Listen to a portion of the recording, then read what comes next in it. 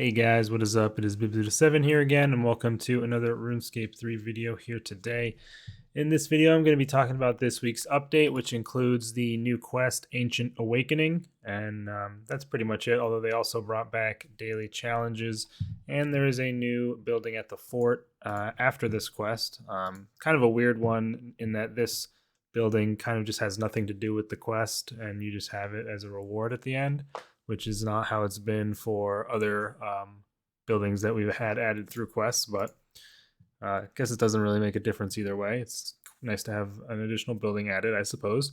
But yeah, this quest is called Ancient Awakening and requires 50 necromancy, and then all the other levels or all the other quests from the Fort Furin 3 quest line or whatever. And overall, just as far as my thoughts, I thought it was a pretty good quest. The new island of Ungale is pretty cool looking, and there was some cool moments in the quest. The combat encounter was pretty fun. I liked that at the end of the quest, and you know it was pretty short, honestly, as far as like the overall quest, but it was fairly decent. No real puzzles in this quest, just one where you had to search some things in the nearby area to unlock a teleporter or whatever, but not really any actual puzzles. So more of a story slash combat focused quest, which is fine, I guess. But yeah, I'm always a fan of doing those puzzles when they first come out on the day of release, if the quest has any. So I guess I'm biased in that regard. But yeah, overall pretty decent. I enjoyed completing it. Didn't use a guide or anything, and it was definitely fairly straightforward.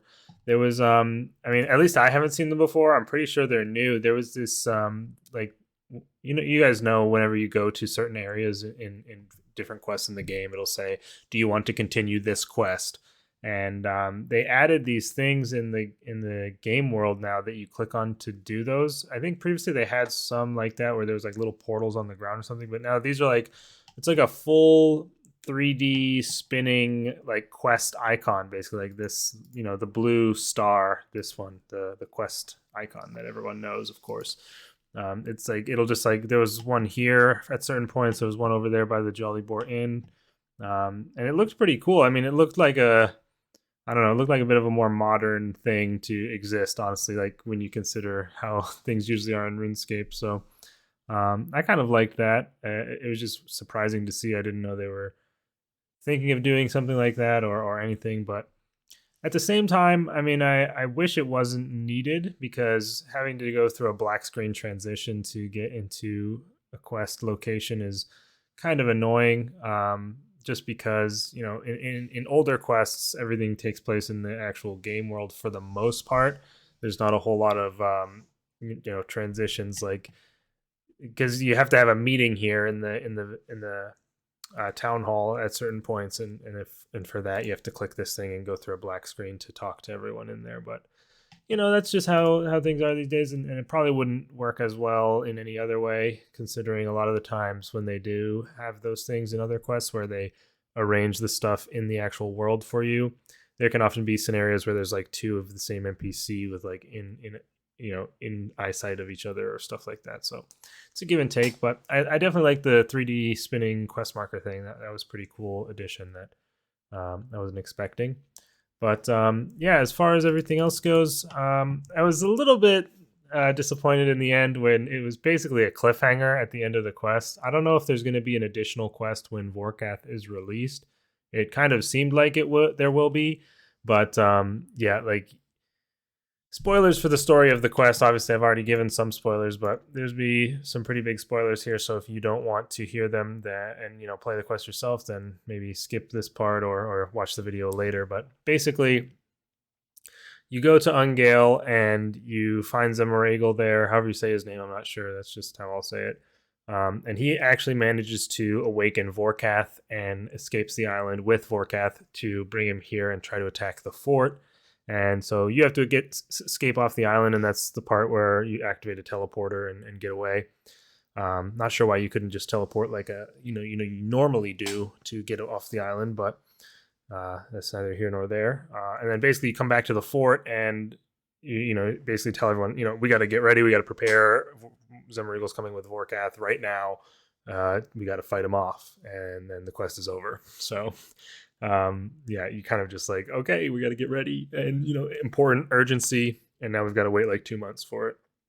So it'll probably be a good transition when the actual boss is out, like someone who does the quest in the future and then can immediately fight the boss. I think it'll be a much better experience, but right now for us it's a bit of a rough cliffhanger for for the end of the quest there. But yeah, anyway, let's go ahead and check out the island. So basically you have a conversation here in the fort. You go talk to the people down at the down in the dungeon or whatever, the place where the last quest took place, and you collect some artifacts from there for the archaeologists who are visiting. Come back to the fort, agree to launch the expedition, basically, and then you take this tiny little rowboat, apparently, to all the way to Ungale. So this is where we are. So we have to take this tiny little baby rowboat all the way up around Daemonheim, way up to the north, all around the entire wilderness, and all the way over here past the iceberg and to Ungale. So must be quite the harrowing journey on a tiny little rowboat such as this. I'm surprised we managed that. I mean, but I guess that's what we got to that's what we got to work with here. So you take the rowboat and you go to Ungale, and yeah, there's like a little ambush here on the beach, but overall I think the island looks pretty good. There's just one pretty glaring thing for me, like this part right here just looks pretty awful. It's just a straight line with even got a corner there of like where the textures are meeting. There's no blending at all.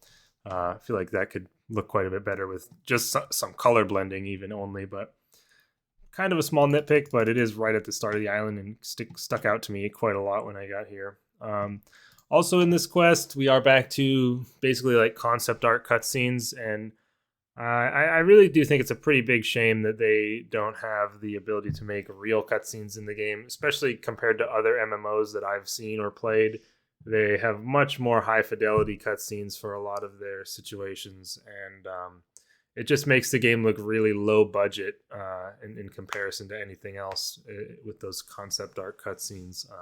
Not that the concept art itself looks bad, but just, there's so many big moments in the story now that you're literally just looking at a PowerPoint slideshow of concept art, which, again, I think is quite a big shame for as far as the storytelling is concerned.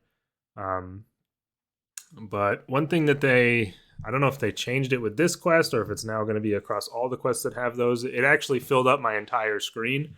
Before, it would be like a tiny box like this big. I'm like giving you the borders of the box, and everything else around that would be black, and it would look really bad. But with the full screen version, it was a little bit better. There was one like 10 to 15 second part of the quest where there was an actual cutscene, and that was when Vorkath was actually being woken up by Zemmeragel. He like stood up off the ground because obviously he was lying dead on the ground. Zemmeragel revived him. He stood up and did like a big roar, and that looked really good. So at least they did that. But then when he broke out of the island and flew off, that was in concept art. So again, I think quite a big shame to have that be the case for the game and the storytelling. But yeah, there's just like a big approach there. You get ambushed on the beach, have to do a little combat, and then you can come in here and the classic fade to black to get through a door. I guess that's just the standard in the game now everywhere, but pretty lacking in examines this area. I know a lot of people care quite a bit about that. That is kind of, a lot of what makes RuneScape's, a lot of RuneScape's charm is like things like the examine text, and there's really not a lot of it in this area. But yeah, you come up here and then you go in and you do a fight with, it's a 12 wave battle against various undead and stuff while you're trying to defeat them to stop Zemmeragel and stop his ritual. And it was actually pretty cool. I was a pretty big fan of the combat encounter here because you have 3 companions with you, the Raptor, Aster, and Bill. And they each have different special abilities that they do during the fight to help you out. Like Aster has a bleed she applies, Bill has a little turret he puts down, and the Raptor does quite like a bunch of different abilities. I don't even know. I think just like takes less damage for himself and does, AoEs and uses like Barricade. I saw him use a few times, but they're pretty cool. And then every other wave, so like every 2 waves, you get to pick an upgrade. It's very similar to how Shattered Worlds works. You get a selection of 3 different upgrades, some of them being like 30% of damage you take is reflected back to the attacker. Food heals for 150% of its value or something like that.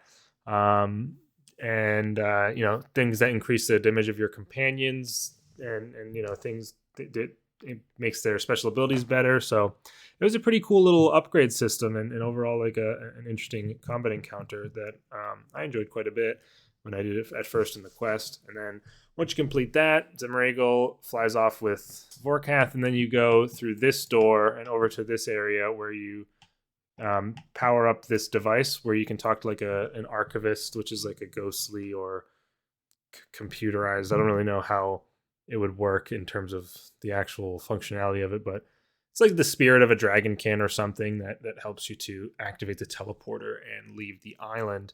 And then that's basically the end of the quest. So like I said, pretty short quest overall. I did read all the dialogue and everything, so I was up to date on the story and everything that was happening. But even still, it probably took me far less than an hour, I would say. But still, overall, I enjoyed the quest for sure. And then after the quest, you are able to come back here and interact with this statue to redo the combat encounter with higher difficulty. So there is a standard difficulty and a hard difficulty, and the standard difficulty is quite a decent amount more difficult than the quest version. I have completed both of these, and I completed them on my first try. I mean, I'm a maxed account with really good gear and a lot of PVM experience, so I had no trouble with it really. But the standard mode honestly is quite a decent step up from the quest version. You can take quite a lot of damage if you're not managing the aggression of the NPCs properly. Like you can get them to attack your companions to save yourself some health and avoid getting piled by a bunch. Like if you didn't have the companions and it was like standard and hard mode were the same as they are now, it would actually be really hard, I think. Or not like super hard, but it would be pretty dang difficult.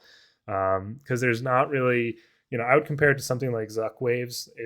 But there's not really anywhere you can hide behind to save spot stuff. So it could be really, really difficult if the companions weren't in. But even still, it is a decent challenge. And then hard mode isn't really that much more difficult compared to standard mode, in my opinion. But they're both a pretty big step up above the quest. And they're both still 12 waves, and they have the same companion upgrade system. So it was pretty fun replaying them. The unfortunate thing with these, for me at least, is that there are no rewards for redoing it. So you complete it once and, oh yeah, they talk in the chat when you're fighting, so I can't scroll back up to see the other ones. But I think for the first one, all I got was like purple colored of these same titles. And now that I completed the hard mode, I got red colored, and then the spare raptor armor, which I guess I can take a look at, because I haven't done that yet, but I assume it just looks like the raptor gear, doesn't it? Put 2 R's for some reason. Yeah, so like it's just like the raptor's armor basically. So yeah, nothing really special to say about it, I guess, but it is what it is. You can get that from doing this, but I feel like it could have benefited from having the maybe some sort of loot that you could get from it, like you do from Zuck or something like that, because it is pretty fun, and I feel like it could benefit from being more replayable than it is. Maybe even having an additional version that is even more waves or more difficult. I don't know. I just feel like it's kind of a missed opportunity or a wasted one, even given that they set up this entire system with the waves and the companions and their upgrade systems, which is fairly intricate. There's not a whole big range of upgrades that you can get. You'll probably see them all in your first run and a half of the combat encounter, but it's still, I don't know, they could have added more upgrades as well later on. I don't know. I feel like it's a bit of a missed opportunity to not have additional content here for more replayability after the quest, because basically once you come back and do the standard and the hard mode, there's no reason for you to do it again unless you really want to for fun. But I don't know if maybe it's good combat XP as well. That's like a potential, but I kind of doubt that. I'm not too sure though, honestly, especially since the changes from combat XP with necromancy. But those are just my overall thoughts on the quest, I guess, and the rewards afterwards. As far as the actual building is concerned, by the way, it doesn't really sound that good. I don't know how it works just yet. I haven't built it myself or looked it up, but The first two tiers of it sound basically completely useless. It depends on, I guess, what the herblore supplies are in the shop, but it's basically a botanist workbench, which is built inside the town hall. So it's kind of like the fletching place where it's not a new building, but it's like an addition to an existing building. Um, and yeah, I don't know. I guess it doesn't really sound like it has that great of benefits compared to most of the other buildings in the fort. But at tier 3, Granny Rowan, whoever that is, will be able to prepare overloads and overload salves for you, allowing you to make them in larger quantities. So that sounds like it could be potentially good, because honestly, I've always really hated making overloads because you only make like 3 per inventory or whatever, or maybe there's some like GTO way to do it that I don't know about, which has I know people have used like yaks and stuff for it in the past, which I don't really know how that works, but regardless, anything that makes that process a little bit less annoying would probably be nice. So I'll see how that works out. But you get that, and then you get just a necromancy lamp and a prismatic XP lamp and 1 quest point. So the rewards are pretty meh, honestly. I really do wish that they had given the combat encounter more love and more replayability potential.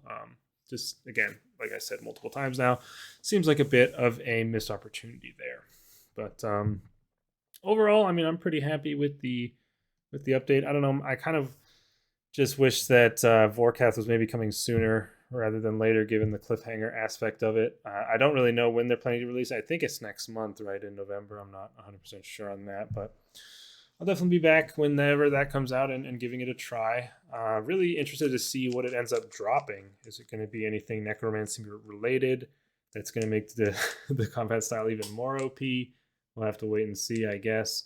But also with this week's update, they've brought back the daily challenge system.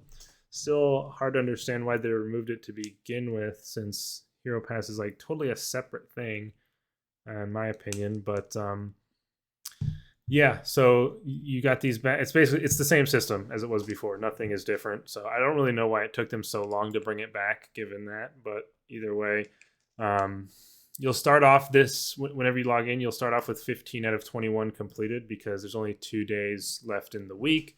And so this will allow you to still complete the full weekly progress. So that's nice that they considered that when they were releasing it. But yeah, that's good, I guess, that they brought it back. I didn't really care too much either way about it, to be honest. But I know a lot of people did want them to bring it back. So I guess that's probably good. In other news, they've also announced that they will not be doing any more hero passes, and this will be the only one that they'll do. And people are like celebrating, like this is a really good thing. And I'm honestly kind of confused, because I've talked about this in my other video on the similar subject, but I really do not see any difference in general between Hero Pass and Yak Track after of course, after they disabled these content buffs, because I was informed in the comments of my last video that Yak Track also had XP buffs. So that is not a difference. And then you have this store, which you get stuff from the track, and you can buy stuff. Same thing as the Yak coins from the Yak Track. And then honestly, I prefer this mission system to the Yak Track, honestly, because you always have these missions that continue to stack up as time goes by that you can do if you want. But whereas with the Yak Track, you'd get a mission like, you'd have to do it right then if you wanted to take advantage of that to be faster than skill and kill.